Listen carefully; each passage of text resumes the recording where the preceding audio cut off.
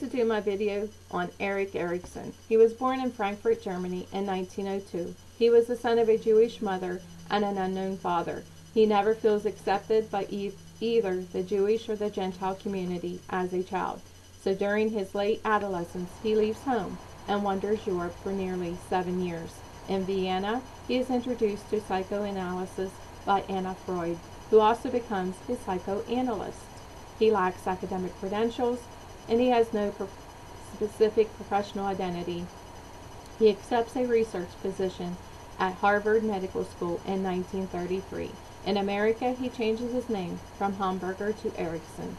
In 1950, he published his best-known work, Childhood and Society. He died at Cape Cod in 1994.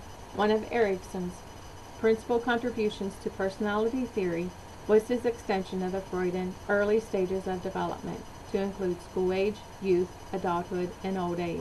His most influential legacy has been his theory of development, in particular, the critical period of adolescence and the search for one's identity. He made an emphasis of social, historical, and biological influences to personality.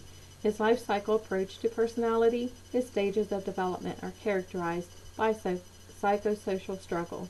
How his contributions have affected our personality. Erikson held that our ego is a positive force that creates a self-identity, a sense of I.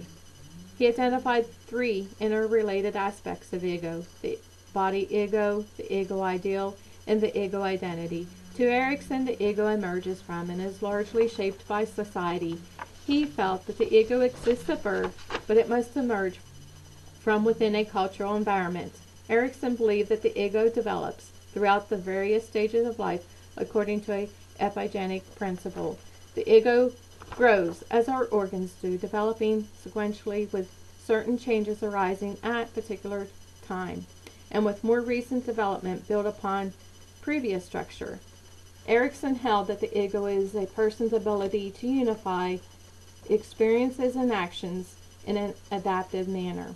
To Erikson, our ego is constantly changing due to new experiences and information we acquire in our daily interactions with others. Erikson developed 8 stages of psychosocial development. He held that the growth of each stage depends upon this epigenetic principle.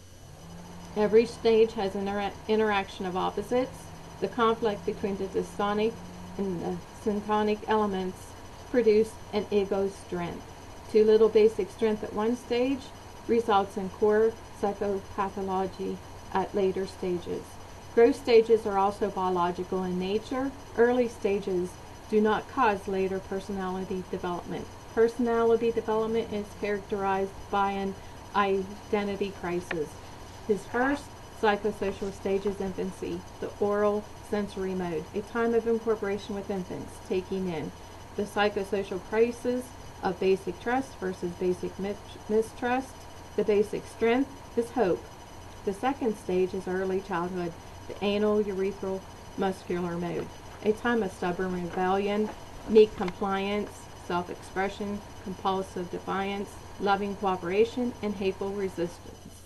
A psychosocial crisis of anatomy versus shame and doubt. The basic strength is will.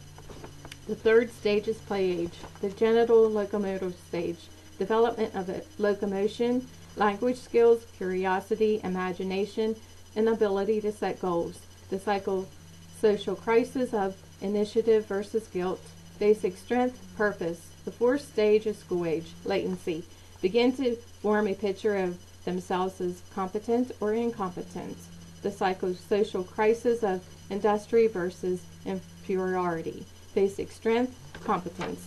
The fifth stage is adolescence, puberty. A person must gain a sense of ego identity, and it is an adaptive phase of personality development, a period of social latency, and also a time of trial and error.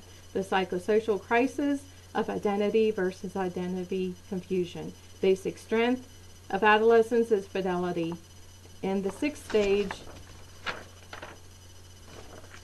is young adulthood, genitalia. A person must acquire the ability to fuse their identity with another person's identity while maintaining their own individuality. The social crisis of intimacy versus isolation.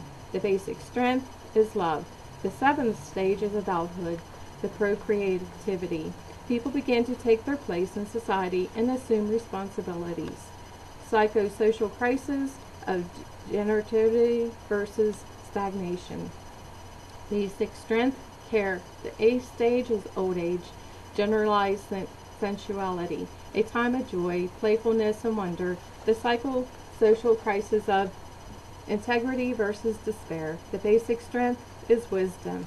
One of his favorite quotes is, "You see a child at play," Erickson quoted in his New York Times obituary, and it is so close to seeing an artist paint. For in play, a child says things without uttering a word. You can see how he solves his problems. You can also see what's wrong. Young children especially have enormous creativity, and whatever's in them rises to the surface in free play. Some things about Erik Erikson that was not found in our text. Erikson suggests that we have or possess various selves that make up our composite self.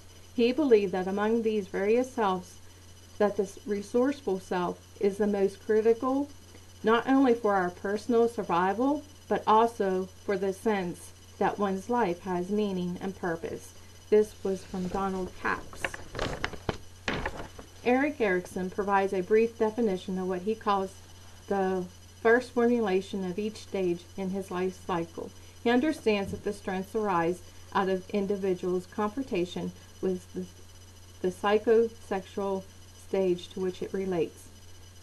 Hope is the enduring belief in the attainability of fervent wishes, in spite of the dark urges and rages which mark the beginning of existence. Will is the unbroken determination to experience free choice as well as self-restraint, in spite of the unavoidable experiences of shame and doubt in infancy. Purpose is the courage to envision and pursue valued goals, uninhibited by the defeat of infantile fantasies, by guilt, and by the failing fear of punishment.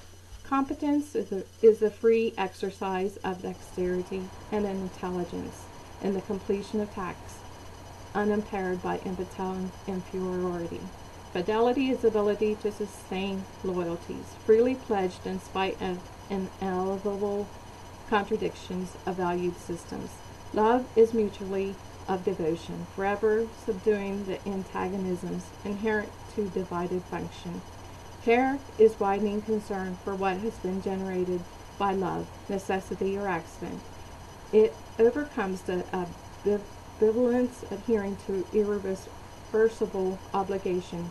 Wisdom is detached concern with life itself in the face of death itself. Thank you. That's all.